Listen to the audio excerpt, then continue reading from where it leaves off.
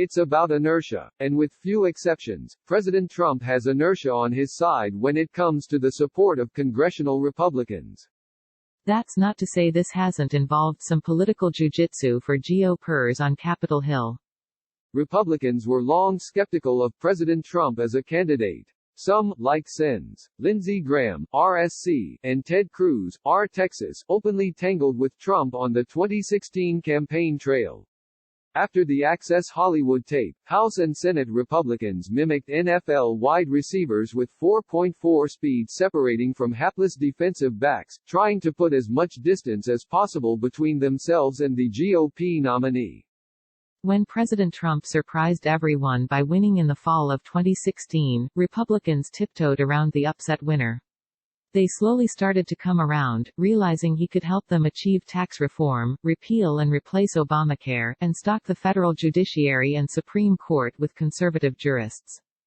Colin Powell says he cannot in any way support Trump, announces he will vote for Biden. Now congressional Republicans stare at a cratered economy, despite significantly better than expected jobs numbers Friday. There's a global pandemic. Protests in the streets. Also lurking are the geometric repercussions over threats to use the military to quash the demonstrations. Questions swirl about what happened in Lafayette Square, potentially leading to one of the most ignominious photo ops in presidential history. In other time periods, lawmakers have abandoned their president after a crisis.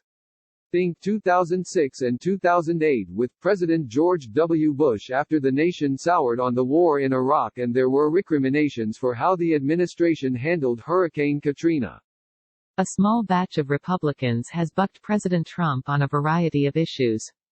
That's even culminated in votes on the Senate floor. Rarely has this ever resulted in a defeat of one of the president's policy initiatives. There have never been enough GOP desertions to override one of Trump's vetoes. Still, internal fissures materialize periodically. War powers, withdrawing from Syria, dealing with Saudi Arabia after the death of Jamal Khashoggi and the civil war in Yemen. Sanctions for Russia, allocation of money for the border wall. Trade, funding the government. But Republican defections in those instances resulted in few consequences. Trump slams Murkowski, vows to go to Alaska to campaign against her. When it comes to understanding politics, sometimes the best model doesn't originate from political science, but physics. That's where inertia comes into play. One of the main components of Sir Isaac Newton's first law of motion dictates that a body in motion tends to stay in motion, and a body at rest tends to remain at rest. This principle also applies to President Trump and congressional Republicans. Most Republicans continued to support the president. Most Republicans would defend his actions. Most Republicans wouldn't go out of their way to lash out at Trump if they thought he strayed too far from the Constitution or attempted to institute a controversial policy. Most Republicans barely waver. But a few defections stand out on the big things. Consider the nay vote by Senator Mitt Romney, R. Utah, on one article of impeachment in February. The Senate's turning radius is pretty tight. But Romney's vote still wasn't enough to shift the table and convict Trump. The late Senator John McCain, R. Rees, cast what proved to be the decisive vote against starting debate on a controversial bill to repeal and replace Obamacare. That only intensified the enmity between Trump and the late senator. Murkowski, struggling with whether to support Trump, backs Mattis after rebuke. The Senate came close to appending President Trump's nomination of Supreme Court Justice Brett Kavanaugh in October 2018. Ultimately Senator Susan Collins, R. Maine, and former Senator Jeff Flake, R. Rees, voted aye. But Senator Lisa Murkowski, R. Alaska, opposed Kavanaugh. Murkowski cast a nay ballot on the procedural vote to launch the health care debate. That's what made McCain's no vote pivotal. Murkowski never voted against Kavanaugh. His confirmation vote fell on a Saturday, and Senator Steve Daines, R. Mount, backed Kavanaugh but couldn't vote due to his daughter's wedding in Montana. Daines was an aye on Kavanaugh and Murkowski a no. To offset one another, the two senators paired their votes. Daines didn't cast a ballot at all, while Murkowski voted present. As those votes attest, Murkowski is known to show an independent streak from party orthodoxy. She was one of the few Republicans who dared cross the president after the Battle of Lafayette Square. When I saw James Mattis's comments yesterday, first felt like perhaps we're getting to the point where we can be more honest with the concerns we might hold internally and have the courage of our convictions and speak up, said Murkowski last week. The Alaska Republican then asserted it's not guaranteed that the president has her support in the autumn. I am struggling with it, said Murkowski. I have struggled with it for a long time.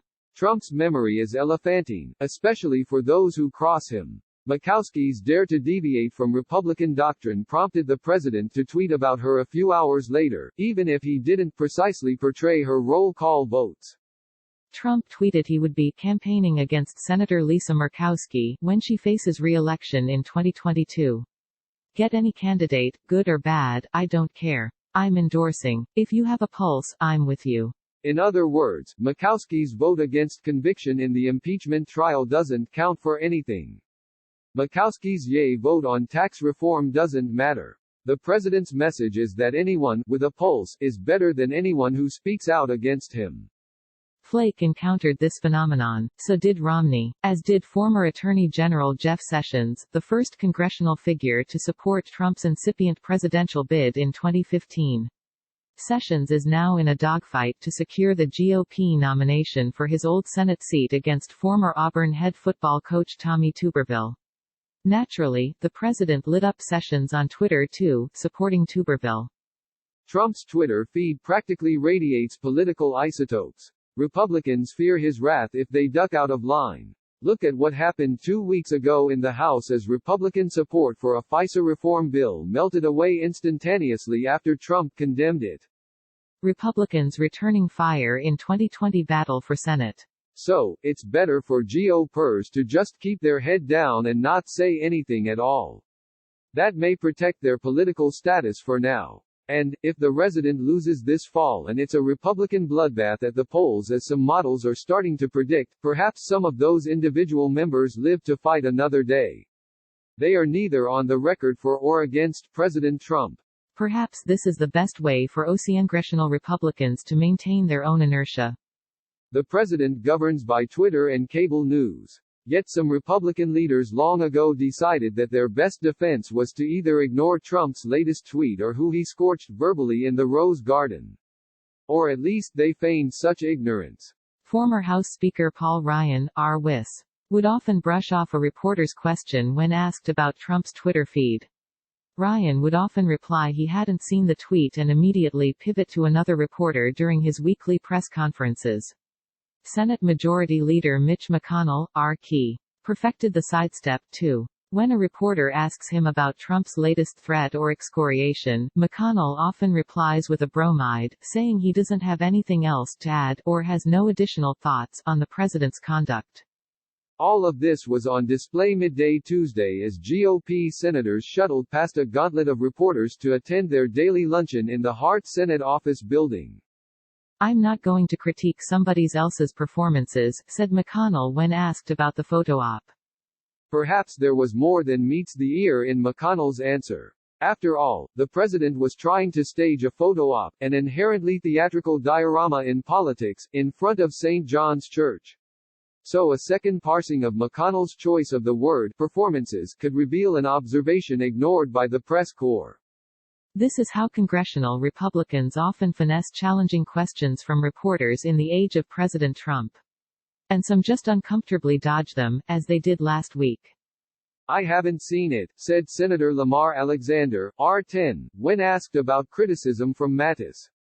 I have a phone call, said Senator Marsha Blackburn, R10, when asked the same. I'm late for lunch, said Senator Rob Portman, R Ohio. Murkowski took to the Senate floor a few hours later on Thursday to speak about protests and police abuse. I have been challenged by some. I have been chastised by some very good close friends who have said, "You're silent, Lisa. Why are you silent? Why haven't you fixed that?" said Murkowski. Who knows if President Trump or a citizen Trump will actually campaign against her in 2 years, if the senator, in fact, decides to run. But Murkowski knows how to win elections. In 2010, former Alaska Governor Sarah Palin helped Joe Miller defeat Murkowski in the Republican primary. Palin had an upset victory over the senator's father, former Alaska Governor Frank Murkowski, a few years earlier. Murkowski then engineered a historic write-in campaign, even distributing campaign literature to help voters learn how to precisely spell her surname in longhand. Lisa Murkowski became the second U.S. Senator to prevail in a write-in campaign in modern history. The last was the late Senator Strom Thurmond, RSC, in 1954. Murkowski's 2010 victory against all odds is a lot different from the electoral environments faced by many of her Republican colleagues. So anything the president says about her might not resonate much.